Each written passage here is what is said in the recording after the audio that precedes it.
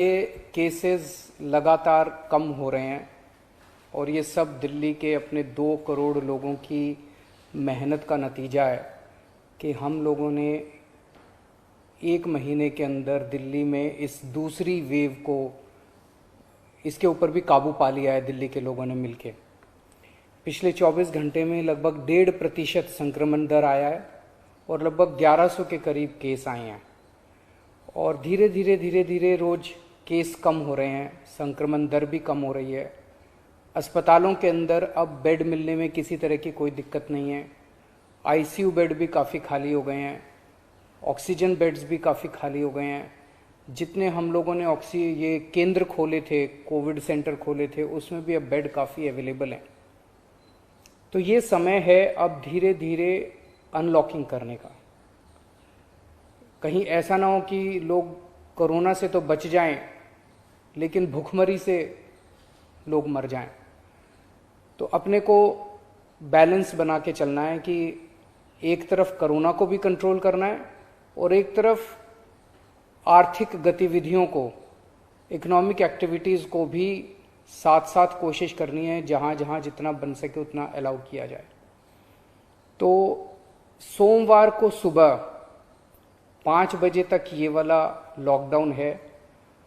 आज एलजी साहब की अध्यक्षता में डीडीएमए की मीटिंग हुई, दिल्ली डिज़ास्टर मैनेजमेंट अथॉरिटी की, और उसमें कुछ निर्णय लिए गए हैं लॉकडाउन खोलने के लिए।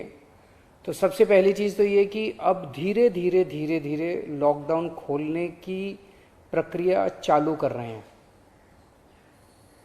बड़ी मेहनत से, बड़ी मुश्किल से कोरोना काबू में आया है अभी, लेकिन पूरी लड़ाई जीती नहीं है। तो इसीलिए जो अभी तक अपने को फ़ायदा हुआ पिछले 1 महीने के लॉकडाउन का, ऐसा ना हो कि अगर एकदम से खोल देंगे तो उसका नुकसान हो जाए। तो इसीलिए सबका ये मानना है, एक्सपर्ट्स का, कि इसको धीरे धीरे खोला जाए। खोलने में सबसे पहले अपने को उन लोगों का ख्याल रखना है जो समाज का सबसे गरीब तबका है।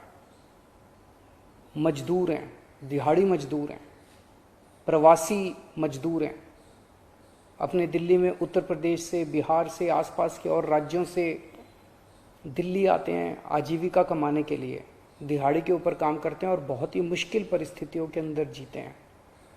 ऐसे मजदूर सबसे ज़्यादा अपने को कंस्ट्रक्शन एक्टिविटीज़ में और फैक्ट्रियों में काम करने वाले मिलते हैं।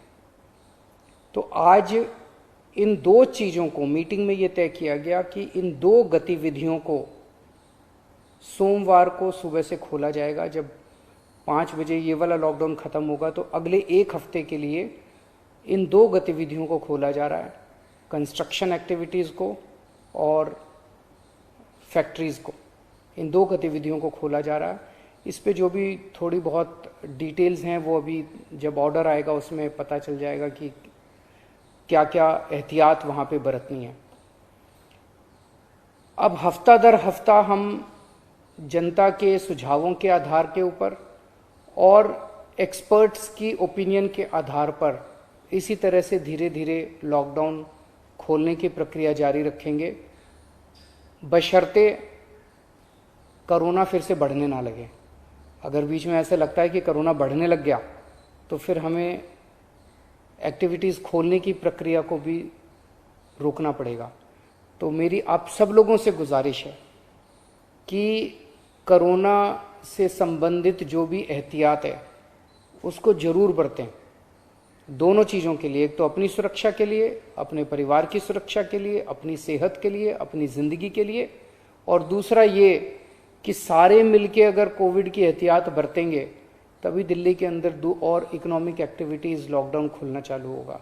अगर कोरोना फिर से बढ़ने लग गया, हमारे पास कोई चारा नहीं बचेगा फिर से लॉकडाउन लगाने के लिए। हम नहीं चाहते लॉकडाउन लगाना, हम लॉकडाउन के पक्ष में बिल्कुल नहीं है और आप भी नहीं चाहते। लॉकडाउन कोई अच्छी चीज़ नहीं है, मजबूरी में लगाना पड़ता है। और एक चीज़ कि जब तक ज़रूरत नहीं पड़े घर से बाहर ना निकलें। ज़रूरत बहुत ज़रूरी हो तभी घर से बाहर निकलें, ज़रूरत ना पड़े तो घर से बाहर ना निकलें। ये समय बहुत ही नाजुक समय है, हम सबको बड़ी जिम्मेदारी के साथ आचरण करना है ताकि हम सब मिलके अपनी दिल्ली को बचा सकें, अपने देश को बचा सकें। नमस्कार।